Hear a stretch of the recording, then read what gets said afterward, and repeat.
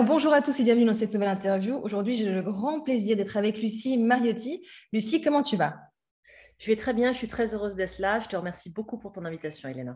Mais moi aussi, Lucie, je suis très contente que tu sois avec nous aujourd'hui.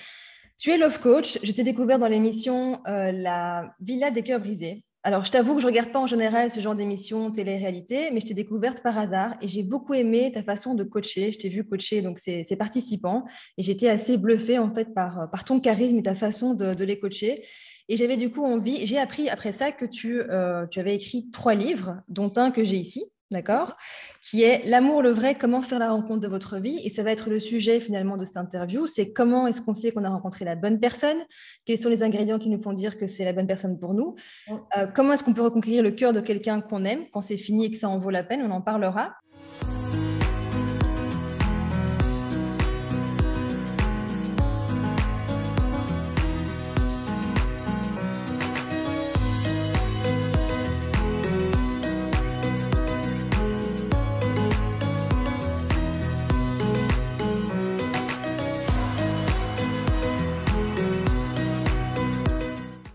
Mais avant ça, pour les personnes qui me découvraient, je m'appelle Elena Carlier, je suis coach de vie. J'aide mes clients à vaincre leur peur de passer à l'action et à oser changer de vie. Je vous rappelle ou je vous informe que sous chacune de mes vidéos, vous avez un lien pour vous inscrire à une session d'équipe que je vous offre pour parler coaching ensemble et c'est un appel offert.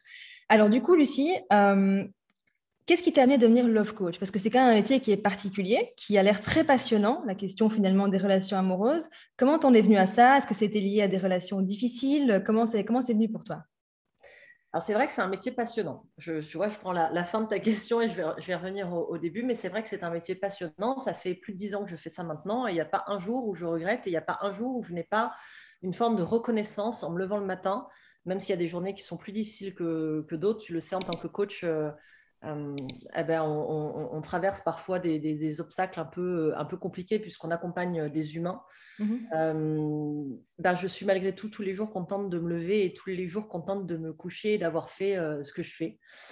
Et j'y suis pas venue parce que j'ai eu des relations amoureuses difficiles, bien que j'ai réalisé il y a à peine 2 semaines. euh, et j'en ai parlé à mon mari, je lui ai dit, tu sais, je t'ai toujours dit que j'avais une vie amoureuse très romanesque, très romantique, digne de contes de fées ou de comédie hollywoodienne. Et en fait, je me suis rendu compte que j'avais mis de côté les mauvais souvenirs ou les souvenirs un peu traumatiques, sans complètement les occulter, mais je les avais un peu reniés, tu vois. Et je me suis rendu compte que j'avais eu quand même 4 ou 5 histoires qui me sont revenues, mais d'un seul coup, à la surface, parce que dans mon couple, justement, on parlait de certaines difficultés que j'ai par rapport à l'abandon parfois. Et d'un seul coup, j'étais en train de cuisiner et tout ça m'est remonté et j'ai eu une espèce de sanglot énorme, tu sais, une espèce de sanglot d'après-coup sur la version de moi que j'étais à l'époque, cette jeune fille qui avait tant souffert parce que concrètement, j'en ai chié. ça a Mhm. été, euh, ça a été assez dur, ça a été assez violent, pas traumatisant, mais ça a été très violent ou très humiliant ou très marquant, etc., etc. Mais c'est pas ça qui m'a conduite à choisir ce métier. Je pense que ma croyance personnelle, c'est que nous sommes des êtres spirituels qui nous incarnons sur Terre plusieurs fois, donc je crois à la réincarnation, pour vivre des expériences physiques.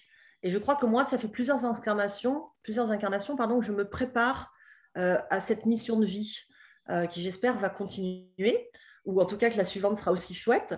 Mais je pense que je suis née comme ça et que j'ai fini par devenir professionnellement ce que je suis déjà personnellement, de manière originelle. Alors, je sais que ça peut sembler perché ou peut-être prétentieux, mais c'est ma vérité personnelle et je fais ça parce que c'est ce que je suis, Léna, en fait. C'est ce que je suis. Mais c'est très beau, ça me touche beaucoup ce que tu partages, parce que je partage absolument ta vision, notamment sur la question de la mission de vie, de la réincarnation. J'ai les mêmes croyances que toi, donc ça me touche beaucoup. Et non, c'est pas perché. Je pense que de plus en plus, on s'ouvre à ça et on s'éveille un petit peu à ce genre de spiritualité. Après, bien sûr, chacun a ses croyances. Hein. C'est pas, on n'a pas la science infuse et chacun a ses croyances. Mais moi, personnellement, j'y crois beaucoup. Donc c'est super intéressant. Moi, Dans ton livre, pardon, excuse-moi, je t'ai vas-y, interrompu. vas-y. Non, Non, vas-y. ce que je voulais dire, c'était que moi, je suis animée par l'amour. C'est-à-dire que une foi très profonde et très ancrée, et j'utilise bien le mot foi et même pas croyance ou sensation, c'est vraiment une foi profonde, comme on peut avoir la foi en Dieu, par exemple, en une religion. J'ai cette foi profonde que l'humanité est née de l'amour, que c'est la source de vie universelle, et que c'est l'énergie qui fait tourner littéralement la planète et qui anime le cœur de chaque être humain et de chaque être vivant même sur cette terre. Donc, j'ai vraiment cette reconnaissance de pouvoir travailler dans pour l'amour, en fait. Littéralement pour l'amour. J'ai l'impression vraiment d'être à son service. Oui, c'est très beau. Du coup, tu te sens missionné par ce que tu fais et ça, j'adore. Puisque j'aide justement les gens à l'être, tu vois, à trouver leur voie, à se reconvertir, mais surtout à trouver leur place. En fait, c'est mon job en tant que coach. Et donc, du coup, je suis très sensible quand j'ai quelqu'un en face de moi qui se sent à sa place. C'est très beau à voir. En fait, dans ton livre, tu parles de timing. C'est intéressant, cette histoire de timing, parce que de ce que j'ai compris, en fait, tu expliques qu'il y a un timing, en fait, même pour les relations amoureuses. Et c'est drôle parce que moi, j'ai tendance à penser que la vie fait les choses de manière parfaite, entre guillemets, c'est-à-dire que si on rencontre la personne à ce moment-là, c'est que ça avait une raison que ce soit à ce moment-là. Toi, tu dis que pour que ça puisse fonctionner avec une personne, alors évidemment, les couples, c'est hétérosexuel, homosexuel, enfin, je suppose que c'est les mêmes principes qui régissent tous les couples. L'amour, c'est l'amour. L'amour, c'est l'amour. Mais du coup, tu parles de timing. Donc, tu penses vraiment qu'il y a un timing qui fait que ça peut fonctionner avec quelqu'un que 1 mois, 3 semaines, 2 mois, 6 ans, 2 jours après. Enfin, tout peut être différent parce que le timing est plus juste ou n'est pas le bon timing, justement. Oui. Alors déjà, je voudrais revenir peut-être sur la notion de fonctionnement. Oui. Est-ce que ça peut fonctionner? C'est-à-dire que pour moi, une histoire d'amour heureuse de 3 jours, c'est quelque chose qui fonctionne. Pour moi, une histoire d'amour, c'est pas forcément une histoire où les gens se rencontrent à 20 ans et meurent ensemble à 80 ans. Pour moi, une histoire d'amour, même de 3 jours, si on a été heureux, aimé et qu'on a aimé pendant 3 jours, c'est une histoire d'amour et elle a fonctionné. Donc, J'ai beaucoup de mal avec, c'est très intéressant, j'ai beaucoup de mal avec ce principe-là parce que je vois qu'aujourd'hui, des personnes peuvent considérer qu'elles ont été amoureuses, tu vois, et que ça peut durer très peu de temps. Par exemple, ça peut durer 2, 3 mois, 4 mois ou plusieurs semaines et j'ai quand même du mal à comprendre qu'on puisse être amoureux de quelqu'un réellement et que ça puisse en si peu de temps finalement changer. Donc toi, tu penses que c'est possible? On peut vite Alors, oui, basculer, mais quoi. non, alors je me suis mal exprimée. Ce que je veux dire, c'est que ça dure 3 jours parce que ça dure 3 jours, pas parce qu'on n'aime plus au bout de 3 jours. Si on aime véritablement, évidemment, ça ne dure pas 3 jours. C'est très particulier. J'ai jamais rencontré d'histoire d'amour ou de personne qui vit une histoire d'amour véritable de 3 jours. Ce que je veux dire, c'est qu'au bout de 3 jours, on peut être séparés. J'en sais rien. Tu sais, tu rencontres un marin qui est hacké pendant 3 jours et pendant 3 jours, vous vous aimez à la folie. Et ça ne veut pas dire qu'il ne va pas continuer à t'aimer lui pendant des années ou que tu ne vas pas toi continuer à l'aimer. Il ou elle d'ailleurs pendant des années. Tu vois ce que je veux dire? C'est pas le sentiment qui va s'arrêter, mais ce que je voulais dire, c'est l'histoire. Parfois, elle n'a pas une place ou un espace-temps aussi grand que l'écrin qu'elle mérite pour la dose d'amour qui déferle sur nous, en fait.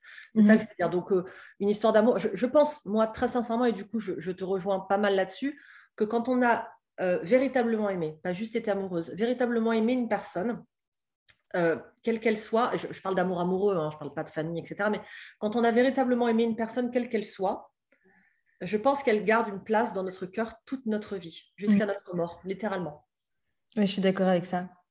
Et pour revenir sur cette histoire de timing, je te rejoins à 100% sur le fait que la vie est parfaite et que tout est juste. Je mets des guillemets quand je dis ça parce que je ne voudrais pas que quelqu'un qui entend cette vidéo et qui est en pleine souffrance, par exemple, se dise elle est gonflée de dire que la vie est parfaite alors que moi, je ne sais pas, j'ai un cancer ou je viens de perdre quelqu'un que j'aime.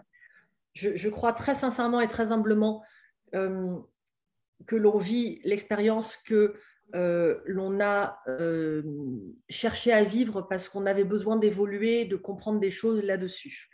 Aussi terrifiante, aussi douloureuse, aussi terrible soit cette expérience.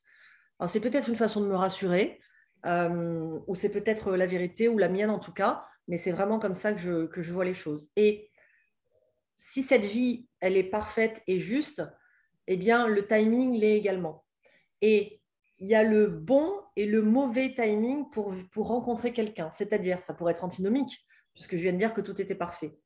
Mais il y a quelques années, j'ai lu un livre qui s'appelle La délicatesse, écrit par un auteur qui s'appelle David Fuenkinos, qui dit quelque chose que je trouve très juste. Il dit, il y a des personnes formidables que l'on rencontre au mauvais moment, et il y a des personnes qui sont formidables parce qu'on les rencontre au bon moment. Et je pense que le timing, il est juste et injuste, entre guillemets, en ça. C'est-à-dire que Parfois, cette personne qui aurait pu être ton miracle, entre guillemets, amoureux et ta grande histoire d'amour, tu ne vas pas la rencontrer au bon moment, tu vas la rencontrer trop tôt ou trop tard, je mets encore des guillemets parce que tout est parfait et que si ça arrive à ce moment-là, c'est que c'est juste. Tout simplement parce qu'à ce moment-là, cette personne, elle ne va pas être là pour être l'amour de ta vie, elle le sera peut-être dans une autre incarnation ou dans une autre époque de même cette vie, mais elle est là pour te faire encore évoluer, apprendre et expérimenter des choses. Je ne sais pas si tu me suis. Je dis souvent, par exemple, avec mon mari, avec qui je suis maintenant depuis quelques années, que si je l'avais rencontré entre 20 et 30 ans, ça n'aurait pas été mon grand amour. J'en suis certaine.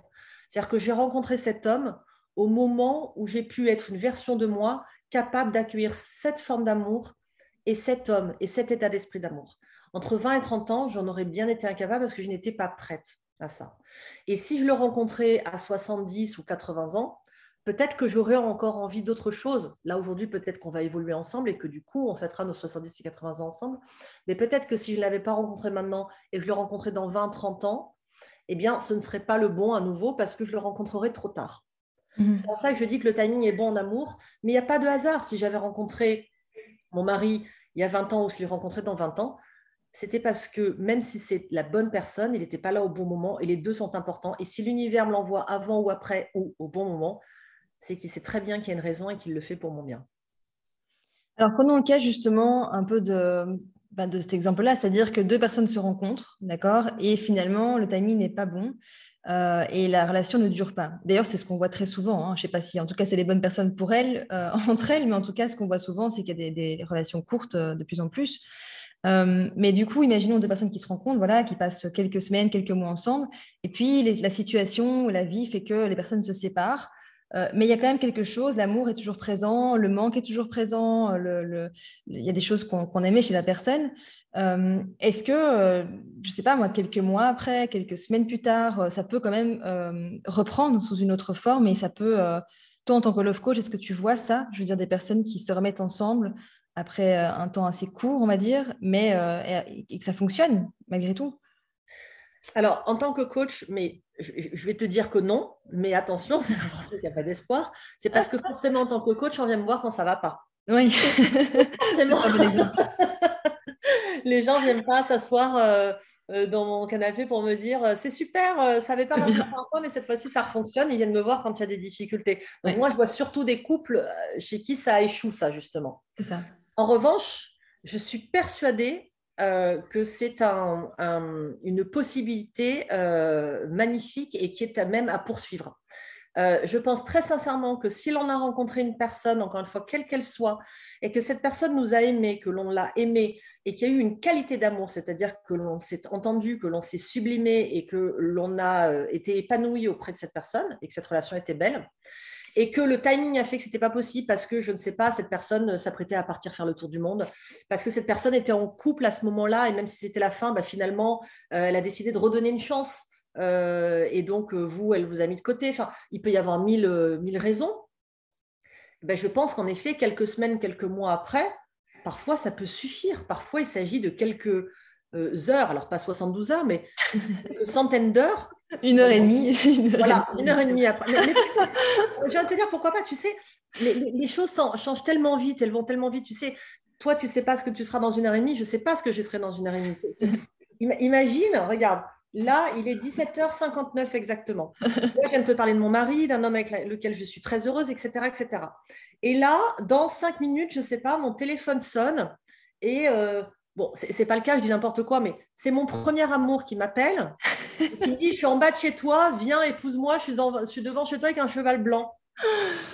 Et finalement, Et puis il va, du coup. sorti de nulle part, je me rends compte que je l'aime encore et j'appelle mon mari, je lui dis, écoute, au revoir, bien sûr, je repars avec mon ex. Tu vois ce que je veux dire?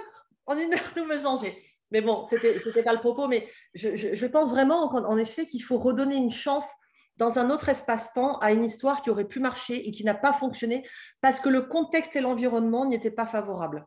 Je pense que ça vaut le coup, là, vraiment, de se battre, j'aime pas le terme, mais on se comprend, c'est-à-dire de faire les efforts nécessaires à une reconquête. Et justement, à quel moment on sait que c'est juste de se battre et à quel moment ça ne l'est pas? Qu'est-ce qui nous fait dire que c'est bien d'essayer justement de retourner avec cette personne et c'est quoi les ingrédients du coup qui nous font dire que c'est bien? Les ingrédients, je pense que c'est un mot bien choisi, c'est-à-dire que pour qu'une recette fonctionne bien, il faut avoir les bons ingrédients en général, ou en tout cas des substituts qui s'y valent. Mais surtout, il faut savoir que il faut avoir tous les ingrédients. Si tu veux réussir ta recette, tu veux réussir, je ne sais pas, si tu veux faire une pâte brisée et que tu n'as pas de beurre au-dessus, ça va être compliqué. Tu peux pas, ah ouais, mais c'est pas grave, j'ai de la farine et j'ai des œufs. Oui, mais ça va être dégueulasse, quoi. Enfin, tu peux toujours la faire, mais ça va pas être bon. Mais c'est pareil pour son couple. Si tu as rompu avec quelqu'un, et je reparle encore une fois d'un contexte, d'une relation qui était merveilleuse, mais ce n'était pas le bon moment, le bon endroit, le bon contexte. On est d'accord? Parfois, c'est pas toujours merveilleux, tu vois. Des fois, on peut vivre des histoires où, en fait, il y a tellement de pression qui est mise. Tu sais, il y a des fois des gens qui se mettent beaucoup de pression face à la relation, face à eux-mêmes, face à ce qu'ils pensent que ça devrait être, tu vois. Donc, parfois, c'est pas toujours tout merveilleux. Il y a quand même des moments où c'est moins agréable. Enfin, moi, je pars du principe que ça n'existe pas en soi. Enfin, ça peut exister dans les coups de foudre, par exemple, mais souvent, ça retombe après, d'ailleurs. Mais je pense qu'il y a quand même toujours les deux parties dans une relation. C'est qu'il y a toujours des parties qui sont moins agréables, des parties qui sont plus agréables.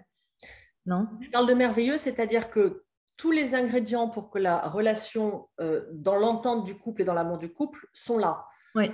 Il y a de l'amour, il y a du respect, il y a du désir, il y a de l'envie, il y a de la bienveillance, il y a de la stimulation mutuelle, il y a du partage, il y a de la générosité, etc., etc. Après, la vie fait que, encore une fois, je pense très sincèrement qu'on peut aimer quelqu'un toute sa vie, mais pas tout le temps, et qu'on ne peut pas être sur une ligne en permanence. Et heureusement, d'ailleurs, sinon, je pense que ce serait assez chiant. Et parce qu'on évolue, parce qu'on change, parce qu'à un moment donné, les choses peuvent être divergentes ou convergentes. Mais si tous les signaux sont au vert, et je ne parle pas encore une fois d'un truc de bisounours ou d'un truc naïf, c'est-à-dire tous les signaux sont au vert malgré tout, ça n'empêche pas qu'il y ait des disputes, etc., etc., mais tous les signaux sont au vert amoureusement parlant et en termes de qualité d'amour. Mais cette relation, elle n'est pas arrivée au bon endroit, au bon moment et dans le bon contexte. En effet, je pense que ça vaut le coup de revenir vers cette personne, quel que soit le protagoniste de la relation. Mais pour ça, il faut en effet se poser des bonnes questions et avoir les bons ingrédients pour que cette recette, elle fonctionne et qu'elle soit bonne, encore une fois. Et les bons ingrédients, c'est est-ce que j'en ai envie? Est-ce que c'est juste? Et est-ce que c'est utile? Ça, c'est la première chose pour soi. Et puis peut-être poser la question à l'autre. Est-ce que tu en as envie? Est-ce que c'est juste pour toi? Et est-ce que c'est utile? Et surtout, ne pas mettre des ingrédients tels que ego, jalousie, je ne veux pas être remplacé, il me manque, mais pas pour des bonnes raisons, il me manque parce que finalement, je m'ennuie toute seule et que c'était agréable d'avoir quelqu'un avec qui parler le soir, ou il me manque parce qu'il était bricoleur et que aujourd'hui, j'ai besoin de ça. Elle me manque parce que elle adorait les balades en nature et toute seule, ça ne me motive pas d'y aller, etc., etc. Les bonnes raisons, c'est l'envie, la justesse et l'utilité de ce couple. L'utilité dans le sens où, pour moi, être dans l'amour, c'est aussi rayonner d'amour et participer à cette énergie universelle et planétaire qui fait encore une fois tourner le monde, qui alimente la vie, etc., etc. Pour moi, on ne s'aime pas et on ne se met pas en couple que pour quelque chose d'individualiste ou du couple. On le fait aussi parce que plus il y a de gens qui s'aiment et plus les histoires d'amour sont belles, c'est un véritable antidote, ou en tout cas, c'est une véritable solution à la vie et à la paix sur Terre. Donc, il faut vraiment que ces ingrédients de base soient là. Et si tu n'as pas ces ingrédients, si tu as juste j'en ai envie. Ok, tu en as envie, mais pour quelles raisons? Est-ce que ces raisons-là, elles sont vraiment justes? Non, c'est pas très juste. C'est juste que moi, j'en ai envie, mais c'est pas très juste parce que moi, je sais que je sais, par exemple, j'ai pas traité mon problème de jalousie, mais c'est pas grave. J'ai quand même envie d'être avec lui et je le traiterai peut-être en cours de relation. Non, vous êtes séparés parce qu'il y avait un problème de jalousie, vous n'allez pas remettre alors que le problème de jalousie est toujours là. Ça sera exactement la même chose. Ou j'en ai envie, c'est juste, mais c'est pas très utile parce que finalement, cette personne, je lui apportais rien. Et ça peut paraître bizarre de dire qu'on doit apporter quelque chose dans une relation, mais évidemment qu'on doit apporter quelque chose dans une relation. C'est un principe de donner-recevoir et c'est un cycle d'échange qui est nécessaire. C'est le principe du cycle naturel de la vie. Donc, si le fait que tu sois avec quelqu'un, ça n'apporte rien dans sa vie, tu n'es pas la cerise sur son gâteau, ça n'a pas grand intérêt non plus. Donc, il y a vraiment cette notion de se poser les bonnes questions et y répondre de la manière la plus honnête possible et sans se mentir à soi-même ou sans juste penser de manière égocentrique à soi-même. Oui, c'est très intéressant parce que finalement, quand tu partages que... en fait, ça ramène à l'amour de soi, en quelque sorte, tu vois. Parce que quand tu parles justement du fait de est-ce que l'autre me manque, est-ce que c'est parce qu'il me manque ou elle me manque, mais ok, ça, c'est des choses qu'on vit tous quand on a, je pense, une rupture. On a forcément un manque parce qu'on est habitué à quelqu'un. Et du coup, il y a comme une forme d'addiction. Donc, quand tu perds ça, forcément, il y a un manque. Mais comment faire la distinction si c'est un manque, justement, qui est lié simplement au vide que ça crée, tout simplement, ce que tout le monde peut vivre, ou est-ce que c'est un manque parce que c'est la personne qui nous manque réellement, tu vois? Bah, tu viens de donner la réponse en fait dans ta question. La Ouais. question à se poser, elle est très simple. Est-ce que ce qui me manque, c'est ce que je vivais avec cette personne ou c'est cette personne? Si c'est ce que tu vivais avec cette personne, c'était de l'attachement et du plaisir et tu appréciais l'accompagner de cette personne et le type de relation que vous aviez. Si c'est la personne, c'est de l'amour de la personne elle-même. Et Et comment, tu peux faire la différence entre l'amour et l'attachement comme ça aussi d'ailleurs. et comment tu fais la différence entre ce que tu vivais avec la personne et la personne, du coup? Par exemple, on sait que en phase de séduction, il est vivement conseillé de vivre avec quelqu'un des émotions fortes pour créer des souvenirs forts, des souvenirs forts, je vais y arriver, et pour générer des déclenchements hormonaux d'ocytocine, d'endorphine, de sérotonine, de machin, etc., etc., parce que la personne va associer le bien-être lié à l'événement à ta personne. Donc, on voit bien on peut bien confondre les deux, c'est-à-dire qu'on peut avoir l'impression que ce qu'on a kiffé faire, c'est-à-dire un saut en parachute avec cette personne, on l'a associé à cette personne, alors que finalement, on l'aurait vécu avec n'importe quelle autre personne, ça aurait été pareil. Ou alors, ça peut être lié au saut en parachute lui-même et à la personne elle-même. Mais si tu veux dissocier, il suffit simplement de repartir un petit peu et de réinventoriser de manière chronologique ou à l'inverse de la chronologie ce que tu as vécu avec cette personne et de te dire finalement, est-ce que quand je pense à cette personne et qu'elle me manque, c'est les souvenirs de choses qu'on a vécues ensemble qui me manquent ou est-ce que c'est elle dans ces souvenirs-là qui me manque? C'est-à-dire le fait de les avoir vécues avec elle-même, cette personne-là et pas une autre. Est-ce que c'est cette personne que je vois ou est-ce que ce sont mes sensations liées à ce souvenir? Ok. C'est clair. Il va falloir que je réécoute dans l'interview. Mais ça fait son chemin. Ça fait son chemin. Du coup, par rapport à l'amour de soi, donc ça, c'est quand même un sujet qui est super important finalement, parce que quelque part, comment aimer l'autre quand on ne s'aime pas suffisamment soi-même? Comment est-ce qu'on sait qu'on s'aime soi-même en réalité? Alors, on sait qu'on s'aime soi-même quand justement on a la sensation de ne pas avoir besoin d'exister dans les yeux de l'autre pour exister tout court. On sait que l'on s'aime soi-même quand on est capable d'être seul et d'être OK avec le fait d'être seul. Parfois, ça peut faire râler ou ça peut ne pas être agréable parce que nous sommes des êtres sociaux et qu'on a besoin aussi des autres, mais ça ne va pas nous renvoyer à quelque chose qui générerait un sentiment de rejet, d'abandon ou de solitude délétère. Ce ne serait pas quelque chose qui sera négatif, névrotique, etc., etc. Ce sera juste quelque chose d'un peu désagréable. On sait que l'on est dans l'amour de soi quand l'on ne cherche pas à ce que l'autre croit plus en nous qu'on ne croit en nous. On sait qu'on est dans l'amour de soi quand l'on n'attend pas de l'autre de nous estimer et d'être dans un regard et une réalité sur ce que l'on est, donc un regard de notre valeur plus grand que celui qu'on en a soi-même sur soi. Voilà comment on le sait. Et comment on fait pour apprendre à s'aimer? En C'est fait, l'histoire on a d'une vie. c'est marrant parce que j'ai publié cet après-midi justement un tout petit extrait d'une minute ou deux d'une interview que j'ai faite il n'y a pas longtemps où je disais qu'en fait, on n'apprend pas à s'aimer parce que ce n'est pas quelque chose qu'on a à apprendre puisqu'on vient au monde avec. On vient littéralement au monde parce que l'on est aimé justement, qu'on est la source d'amour qui vient prendre vie et qu'on est accompagné par l'amour universel et par l'amour simplement de la vie. Et c'est ce qui fait que l'on vient au monde et que l'on s'incarne. Donc, il suffit simplement de reconnecter. Alors, quand je dis simplement, ça doit faire doucement rigoler plein de personnes, moi comprise, hein, parce que même si je suis love coach, je travaille encore l'amour de soi, enfin, l'amour de moi en l'occurrence. Mais il suffit simplement, ça me rassure, je me rassure en même temps en disant ça, de reconnecter l'amour originel dont on est issu, puisqu'on vient au monde avec cet amour originel. On est aimé depuis toujours et pour toujours. Ensuite, la vie, les gens qui nous éduquent, les gens qui nous entourent, les gens qui vont traverser notre vie, les événements qui vont traverser notre vie, notre état d'esprit, toutes ces personnes-là et toutes ces choses-là peuvent nous faire croire que l'on n'est pas aimé. Mais c'est faux. On est toujours aimé. Simplement, on le perd de vue, on prend distance avec ça et l'on n'y croit plus. Comme quelqu'un qui aurait perdu son étoile du Nord, un marin qui va se dire je la vois plus donc elle n'existe plus. C'est pas vrai. Ce n'est pas parce qu'il ne la voit plus qu'elle n'existe plus. Elle est toujours là. Simplement, il s'en est détourné ou il ne regarde pas dans la bonne direction.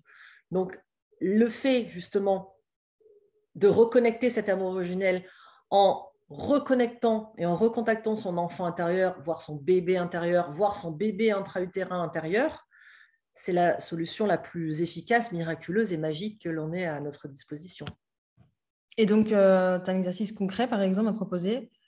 Alors, je ne sais pas si c'est un exercice. Alors, moi, c'est quelque chose que je fais maintenant depuis de très nombreux... Bah, tu vois, regarde, elle est là en plus.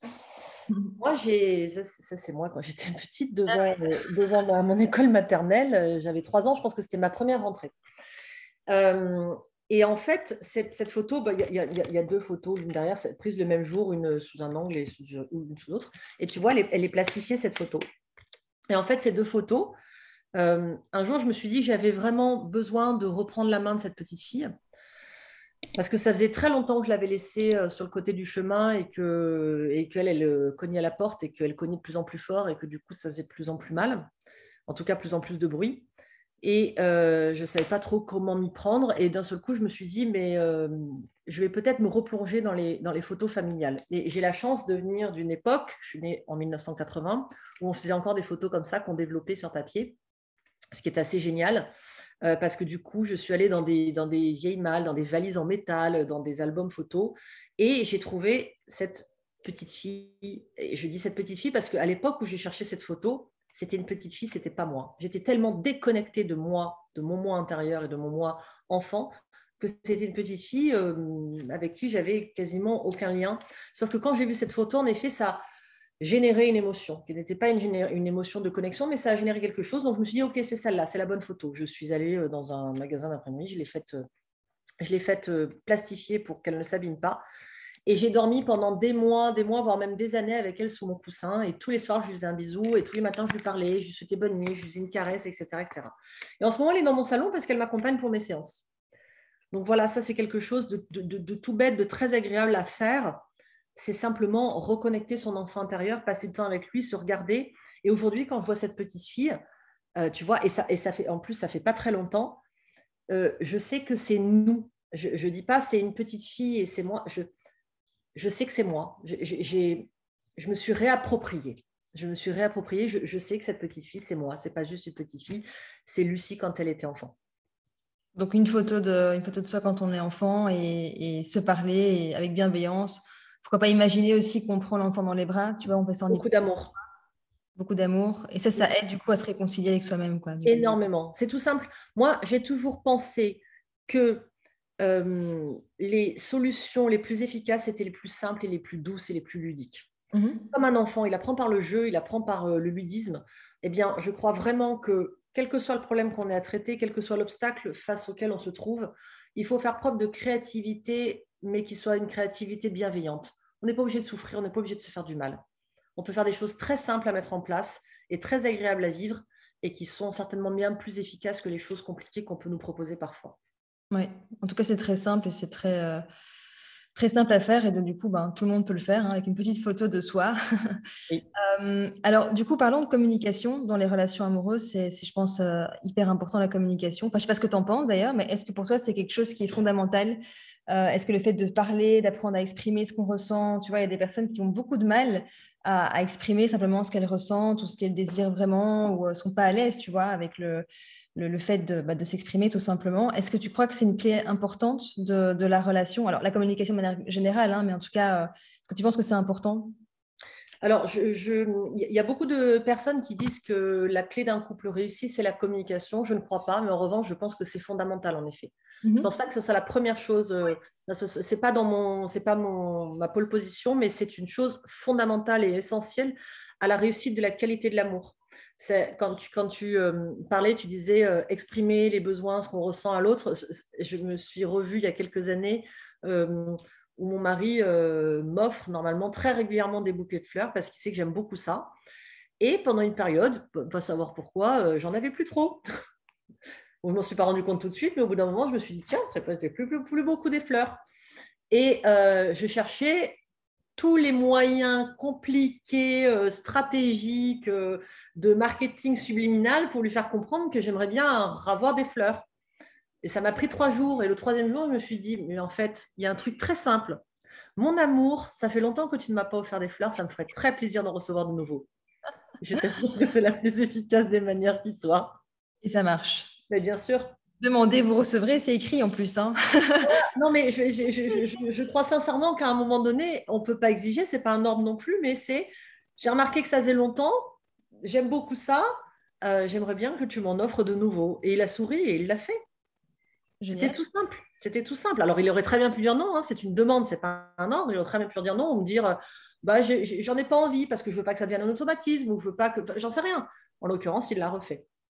Mais j'ai Super. simplement demandé. La communication, comme tu dis, ben, de toute façon, la communication, elle est elle est dans tous les domaines de notre vie et elle s'applique dans tous les champs d'interaction. C'est-à-dire qu'il y a la communication verbale, comme celle qu'on est en train de faire, mais toi et moi, on communique aussi de manière non verbale et beaucoup plus qu'on ne communique finalement de manière verbale parce qu'on se ressent, on s'observe, on a des micros d'expression, la manière dont on est habillé, coiffé, maquillé, nos postures, les gestes avec mes mains, le ton de ma voix, le rythme, le débit, etc. Tout ça, c'est de la communication. Et encore, on n'est pas l'une à côté de l'autre parce que si on était l'une à côté de l'autre, je pourrais à un moment donné te mettre la main sur l'épaule, tu pourrais me tendre un verre d'eau, etc. Et ça aussi, ce serait de la communication. Tu vois, la communication, ça pourrait être aussi nos odeurs mutuelles, les phéromones. Enfin, voilà. La communication, finalement, c'est un échange entre deux personnes, un échange relationnel entre deux personnes. Et la communication, elle est essentielle. Mais pas forcément dans le fait toujours de parler, parce qu'il y a des personnes pour qui c'est compliqué de parler, donc ça peut être d'écrire, ça peut être de laisser un petit mot, ça peut être d'écrire une lettre, ça peut être, tu vois, finalement, d'avoir un livre du couple que tu laisses dans l'entrée ou dans le salon, et où on se note des mots d'amour, mais on peut aussi faire des doléances, entre guillemets. Alors, le reproche est stérile, mais simplement dire, tiens, c'est bizarre, j'ai pas de fleurs depuis longtemps avec un petit bouquet dessiné et un smiley. Parce que plutôt que t'es un connard, j'ai pas eu de fleurs depuis longtemps, ça, tu vois, le message, c'est pas le même. Mais il y a plein de façons de communiquer. Ça peut être simplement prendre la personne dans ses bras, ça peut être la regarder, ça peut être lui préparer un repas, parce que Oui. finalement, l'amour, il se diffuse de mille manières et il peut se manger aussi. Ça peut être un cadeau, ça peut être une sortie. Bon, voilà, il y a mille manières de communiquer. Du coup, ça me fait penser aux 5 langages de l'amour. C'est un sujet justement en discussion que j'avais hier avec une copine. Et c'est vrai qu'en fait, quand on a son langage de l'amour, donc tu as le fait de recevoir des cadeaux où tu te sens aimé, t'en as pour qui c'est la communication, entendre des mots, t'en as pour qui c'est le toucher physique, enfin le toucher quoi. T'en as pour qui c'est les services rendus. Et le cinquième, je ne sais plus ce que c'est. Je ne l'ai pas en tête. Mais quelque part, c'est aussi rentrer dans le mode de communication de l'autre parce que si tu lui dis je t'aime d'une façon qu'il n'arrive pas à l'entendre, moi, par exemple, c'est la communication. Moi, j'ai besoin d'entendre des choses pour me sentir aimée, par exemple, entre autres. Hein, et les moments de qualité. Ah, c'est ça, c'est les moments de qualité. Donc, si la personne va m'offrir des cadeaux, je peux me sentir aimée, mais ça ne va pas être le moyen qui va faire que je me sente vraiment Sauf aimée. si c'est un cadeau d'expérience et de partage. Sauf si ces personnes t'offrent un week-end en amoureux dans un endroit que tu aimes, par exemple. Exactement. Plutôt qu'un objet matériel. Ça me fait sourire. Ça me fait sourire. Mais du coup, est-ce que c'est important finalement d'apprendre à communiquer dans le monde de l'autre aussi? Non. Là, pour le coup, je ne rejoins pas ce principe parce que je pense encore une fois que ce serait sortir de son authenticité. Tu peux tendre la main vers l'autre et si ça te vient naturellement dans cette évolution, parce qu'il y a du mimétisme au bout d'un moment dans un couple. Hein. Si tu regardes un couple qui est ensemble depuis un certain temps ou qui se fréquente beaucoup ou qui s'aime très fort, etc., tu verras qu'ils ont beaucoup d'accords dans leur corps, c'est-à-dire qu'ils ont des gestes communs, ils finissent les phrases l'un de l'autre, ils sont complices, ils se comprennent par un regard, etc., etc. Ils ont des private jokes et compagnie. Mais je ne crois pas que ça doive dénoter d'un effort ou d'une adaptation.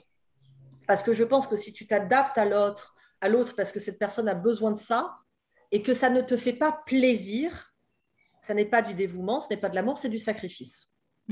En revanche, si toi, tu m'expliques, Elena, que tu aimes la communication, tu aimes entendre les mots et tu aimes le temps de qualité, c'est ça, le temps de partage de qualité. Eh Et, bien, et le toucher aussi. et le toucher. Donc, tu as 3 langages qui sont importants pour toi. Eh bien, si par exemple, la personne avec laquelle tu es n'a pas l'habitude de toucher, parce que c'est une personne qui n'a pas beaucoup été touchée dans son enfance et qu'elle n'est donc pas très tactile, et qu'elle se sente obligée de te toucher pour te faire plaisir alors que pour elle c'est dérangeant, c'est pas OK, c'est pas de l'amour. Et c'est donc pas une communication saine. En revanche, là où ça peut devenir sain et c'est sympa, c'est elle n'a pas l'habitude, mais tu l'enjoins à essayer, et peut-être que finalement, ça va déclencher quelque chose de génial chez elle et qu'elle va se dire, mais quand ça fait 30 ans que je passe à côté de ça, et c'est formidable, tu vois. Et que si elle a cette envie et qu'elle y prend du plaisir, oui. Mais je ne crois pas que ce soit quelque chose qui doit être forcé. C'est très intéressant ce que tu viens de partager. J'avais l'idée quand même que c'était important d'apprendre à dire je t'aime dans le langage de l'autre. Mais du coup, donc toi, tu pars du principe qu'il faut rester quand même authentique et se sentir bien avec soi-même dans ce qu'on fait, parce que sinon, c'est vrai que c'est un peu, c'est pas le but, quoi. Ben, regarde, si tu vas je ne sais pas toi, mais moi, je ne parle pas chinois, par exemple. Bon. Moi, pas encore non plus. Voilà, je vais peut-être m'y mettre, mais si je vais en Chine, Ouais. ben, c'est que j'ai envie d'aller en Chine. Et je me doute bien qu'ils parlent chinois là-bas. A priori, encore quelques neurones, je me doute bien qu'ils parlent chinois là-bas. Ben, de deux choses l'une. Soit j'ai envie, parce que j'ai envie de communiquer avec eux d'une certaine manière, eh bien, je prends quelques cours de chinois, je fais attention à mon accent, je m'inspire de leurs coutumes, etc. Donc, je baigne dans leur culture, dans leur langage, etc. Je vais vers eux et je m'adapte parce que j'en ai envie.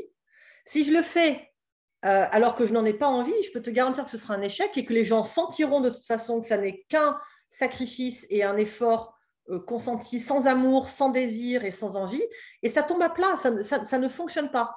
Donc, il vaut mieux à la rigueur une personne qui va en Chine mais n'a pas envie d'apprendre le chinois pour X ou Y raison, qu'elle fasse d'autres efforts, je ne sais pas, dans le respect des coutumes, par exemple, dans la connaissance de la culture, dans la tenue, dans la politesse, etc., etc., et qu'elle parle tant pis français ou anglais si elle parle anglais, plutôt que de se forcer en effet à parler un langage qui n'est pas juste et qui ne fait pas sens et qui ne donne pas envie. Est-ce que j'ai envie? Est-ce que c'est juste? Est-ce que c'est utile? C'est toujours les trois questions.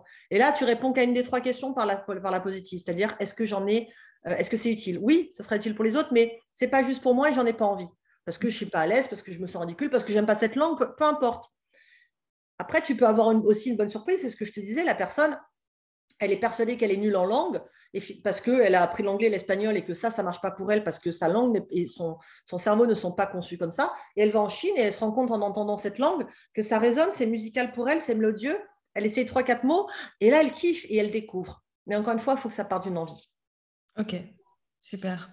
J'aimerais te poser la question, j'ai fait l'interview récemment sur la question des relations amoureuses aussi. Et je vais te reposer la même question que je lui ai posée. Est-ce que les débuts de relation sont censés être faciles? Est-ce qu'au début, c'est censé être facile ou est-ce qu'au contraire, ça peut comporter pas mal de challenges, pas mal de choses finalement à apprendre de l'autre, un rythme à trouver, parfois une communication aussi à trouver? Est-ce que tu penses que ça doit être simple et facile pour que ce soit une belle relation, on va dire, ou est-ce que ça peut être aussi très compliqué, enfin compliqué en tout cas parfois au début? Alors moi, je pense que les 3 premiers mois sont décisifs. Complètement décisif, parce que c'est très souvent le laps de temps durant lequel ça passe ou ça casse. Donc, il y a plusieurs hypothèses et possibilités. C'est-à-dire que tu peux rencontrer quelqu'un, comme ça a été le cas quand j'ai rencontré mon conjoint, où il y a quelque chose d'évident et de facile parce qu'il y a une compatibilité caractérielle qui est rare, fluide, très agréable, etc., etc. On a eu quasiment pas à s'adapter, je pense, dans nos langages, dans nos attitudes, dans nos états d'esprit, dans nos communications, etc., etc.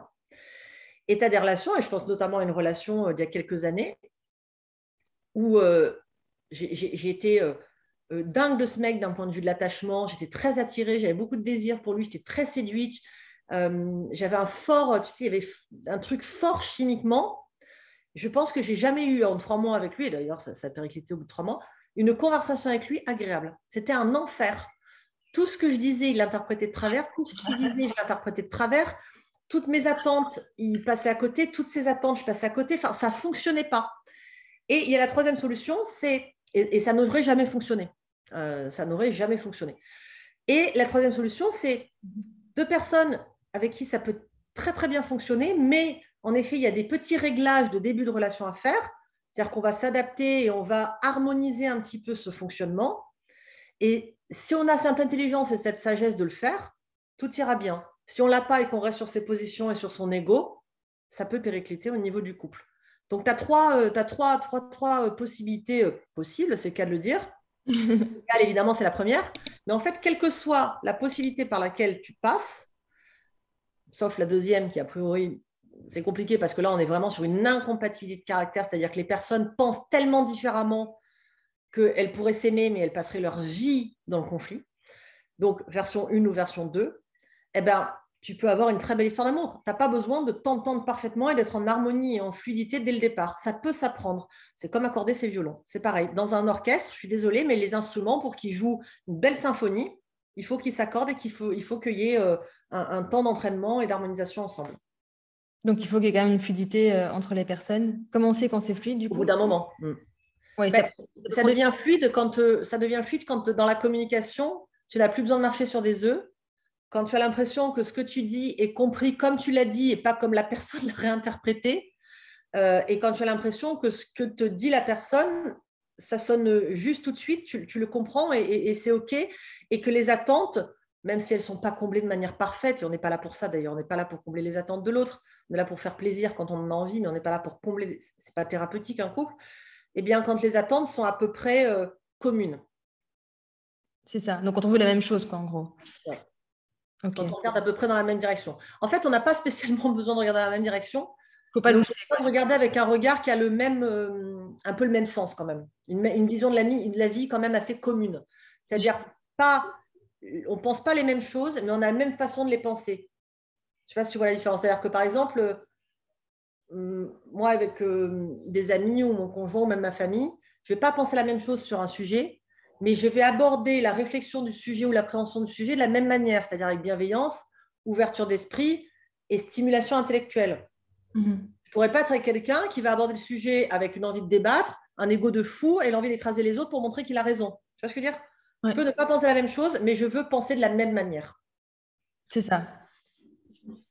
En tout cas, merci beaucoup. Merci beaucoup, Lucie, pour cette interview. J'aimerais encore te poser un milliard de questions, mais le temps nous est compté. On pourra en refaire, parce que c'est vraiment des sujets qui sont passionnants. On a plein de questions à poser.